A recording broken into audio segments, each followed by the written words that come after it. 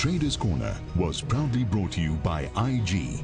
Visit igmarkets.co.za to open a trading account today.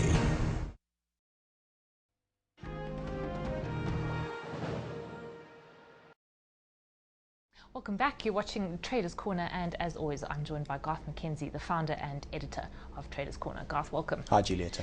Garth, it's been a very volatile week, and we're going to talk about that because you've got some interesting charts to illustrate that volatility. But first off, you have actually closed out one of your most recent trades, and that's the new gold platinum ETF. So tell us how that's worked out. Yes, it's worked out nicely, mainly driven by the fact that the rand has actually weakened quite sharply, and we'll talk about that. But if you have a look on the screen, I've got the chart of the rand platinum price. Now, obviously, this new gold platinum ETF is a representation of the rand price of platinum. So each share of this exchange traded fund, if you like, represents 1/100th of an ounce of platinum priced in rands.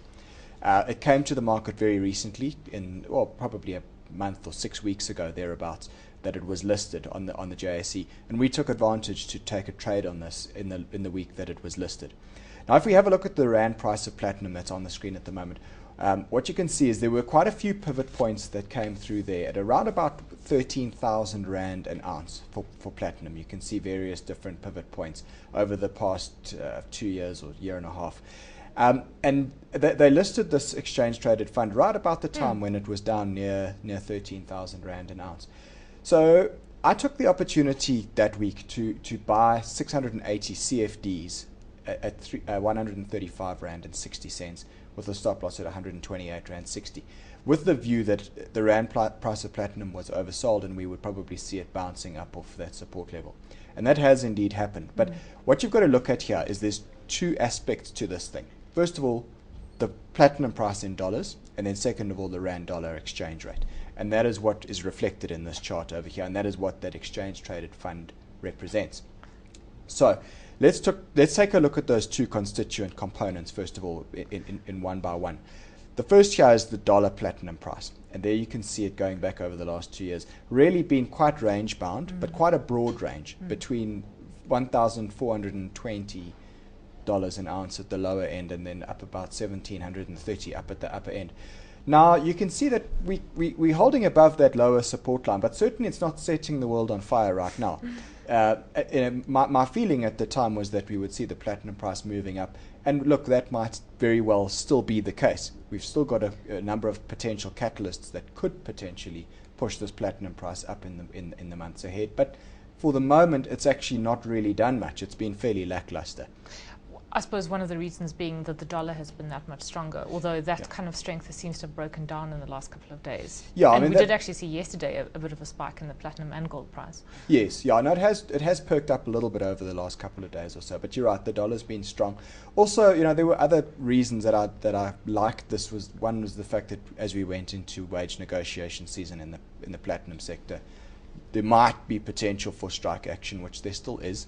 But it hasn't really materialized in any great way yet. There's also the electricity situation. If we were to stumble in terms of electricity production in the country in winter, that could potentially harm the mines. But I think we've also had so far a very warm winter up here in the north of the country anyway, which has managed to keep the electricity grid alive for the time being. Alive and kicking, although with razor thin margins. Yeah, so we're digressing, but I mean, bottom line is that this platinum price in dollar terms hasn't really done a hell of a lot over the last month or two. Of course, the rand is an entirely different story. Well, that's it, and that's the other constituent component of our ETF that we've got the trade on here.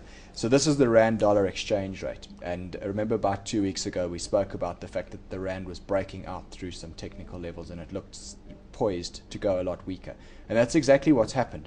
So there we've got the weakening trend that's been in place for the last 2 years or so on the rand. At the time we did highlight that there was this little triangle structure that had been unfolding over the past couple of months, and when it broke out through the top of that triangle structure, that then pointed to further rand weakness. And you can see that we've had a bit of a blowout type of move in the rand over the last week or so, and I actually took that opportunity as a time to close this new gold platinum exchange traded fund, because that type of blowout move in the rand, it's very difficult often to time when it's going to peak out and when it will start to retrace. But I've always felt that the noise is always the loudest at the extremes. And I think it's fair to say that there was a lot of noise around the rand last week when it blew out to around about 10 rand 25 to the dollar. So this played into the hands of our trade. And if we go back to that chart of the rand platinum price, there you can see it. It's moved up. It on an intraday basis, it went up to about 151 rand a share or whatever for this exchange traded fund. So I actually took an opportunity there to sell. At 150 rand and 40 cents, I decided to exit this trade and bank the profit. And that was quite a nice trade for us. So we made 9,656 rand Fantastic. on that. And it really helped by the fact that the rand has weakened more than the fact that the platinum price has done anything. And I suppose you're quite glad that you took your profits then, because the rand has come all the way back. Yes. It's now about 970, 966 or thereabouts. Yeah. And the platinum price has moved up, but not. But as you say, it's been sort of a bit sticky. It hasn't really done very much at all. Yeah, So yeah. it was all really thanks to the rand. Yes. So it's worked, maybe came about in a slightly different way to how we envisaged it working. Yeah. But nonetheless, this trade has worked and we've managed to bank quite a nice profit there. So we're out of this one now. Okay. So this kind of leads us onto the theme of volatility, because the rand, I suppose, has been a fantastic indicator of volatility, and it's really to see it blow out, as you say, to 10.25 and come all the way back down again. But for the stock market, what's the picture? Yeah, so we are quite volatile at the moment, and what's interesting is that we're seeing very volatile market at a very high level, which is quite unusual. Usually you see volatility spiking at low levels. When you have massive sell-offs in the market, that's when volatility typically spikes. So what we've been seeing over the last couple of weeks is rather strange. To illustrate this point, I want to show you what I've got here is the average true range on the top 40 index.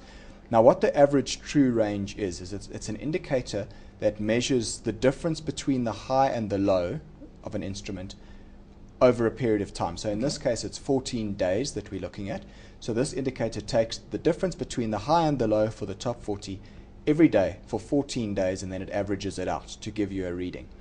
And what you can see here is that this reading on the right shows you in hundreds of points. So there's 300 points, 400 points, 500 points, 600 points. So throughout 2012, our market really had an average true range of about 300 points per day for the most part, 300 to 350 points, somewhere there. Suddenly, over the last couple of months, we've seen a massive spike in the average true range, and it's currently sitting at, I think, about 615 points. So, traders of the top 40 future will know we've had quite a few days in the last month where the future has moved either up or down by more than 1,000 points in a day. If we go back and look at historical times when we saw a lot of volatility, you can see back in 2008 there, that was the height of the financial crisis, where our average true range was up at about 1,000 points per day. Then we had Greece in 2011, August, which obviously created waves in the financial market. And now we're sitting currently with quite high volatility with an average true range of 615 points per day. Now, the one argument you can say here is that, yes, our index level is a lot higher than it was on any of those prior occasions. I mean, back in 2008, the index was at 18,000. And in 2011, with the Greece situation, our market was at about 26,000. Now we're sitting with a market that's at around about 37,000. So it's understandable to expect that the points move from day to day is likely to be bigger, because the index level is simply that much higher. But nonetheless, even by normalized historic levels, the volatility is quite high at the moment. And that's reflected in this average true range chart. And certainly that's the kind of talk that you get from the traders, where it's high because there is no particular trend necessarily. So one day it'll go up 600 points, the next day it'll drop 700 points. Yesterday it fell 1,000 points. And actually we seem to have sort of, if you average out where we are, we're kind of at the same level. We've sort of stuck there for the last couple of weeks, but within that we've had these huge swings. Absolutely, and you'll see it on the top 40 chart that we show in a few minutes, how you've had these very broad ranges. But I think from a trader's perspective, what does this mean? Well, obviously it means increased volatility, but it also means that you need to actually loosen your parameters slightly when you're trading.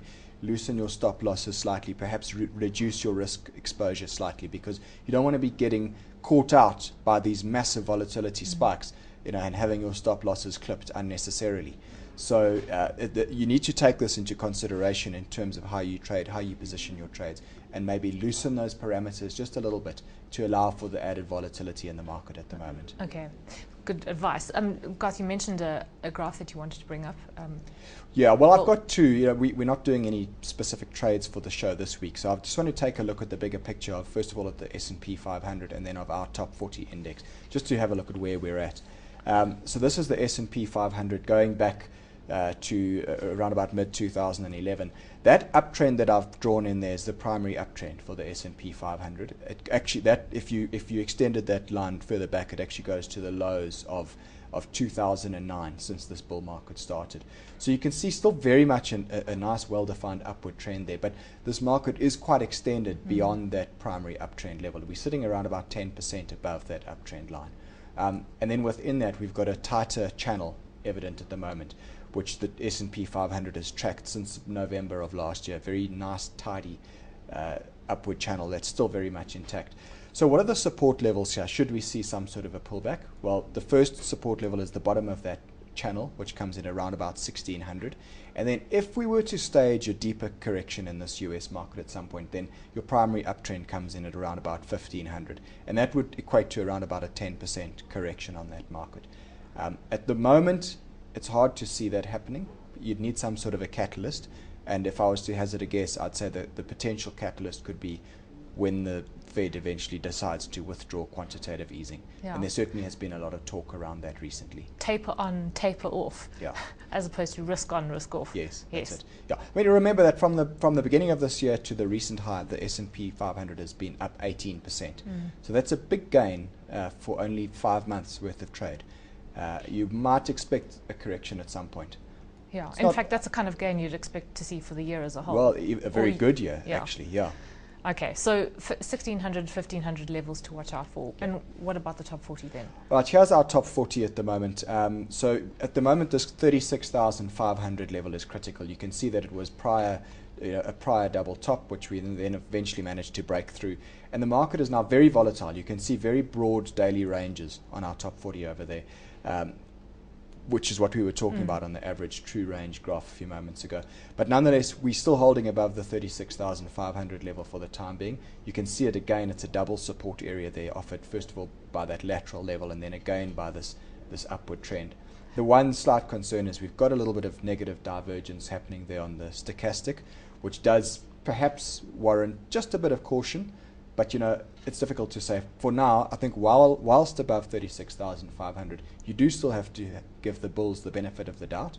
But just be aware that the volatility levels have increased significantly. And sometimes that added volatility, or that increased volatility like we've seen there, can potentially indicate a short-term top. Not saying it will or it won't, but watch that 36,500 level, because that's quite critical in the weeks ahead. And Garth, you said you're not putting on any new trades. Is it in the context of a rather uncertain environment or just nothing presenting itself? Yeah, look, there's always some opportunities out there, but you've got to be cautious. In this market, you've actually got to take those opportunities very quickly. Yeah. And I've found it's quite a tough market to run profits. You've got to be in and out very, very quickly. In fact, if you traded the top 40 and you've been on the right side of those trades, I imagine you'd be doing fantastically well. But Yes. of course, Yeah, when the you've right got the side. market moving by 1,000 points Yeah. up and down in a day, if you can get on the right side of that, you can make a lot of money. Of course, the contra is that if you get on the wrong side, you can lose a lot. So you need to be cautious in this environment. Okay, so what does the portfolio look like, given the fact that you did cash in on that new gold platinum ETF? Yeah, it looks good. I mean, this is actually a new high for the year now. We're sitting at 273,691 rand. So we're up 9.5% for the year to date. It's a slow grind, but it's doing okay. We've taken the profit on that new gold platinum ETF, 9,600 rand that we banked there.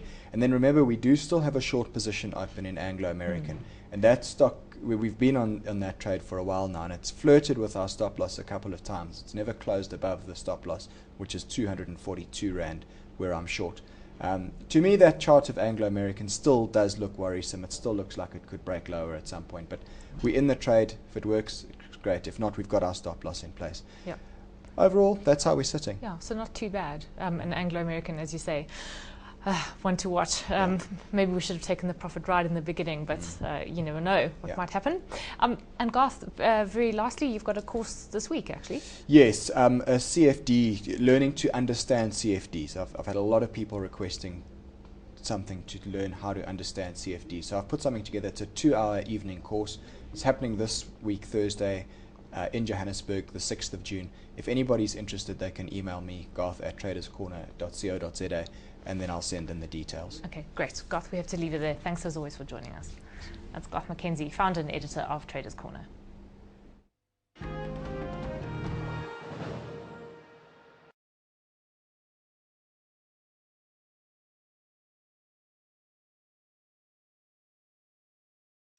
Traders Corner was proudly brought to you by IG. Visit igmarkets.co.za to open a trading account today.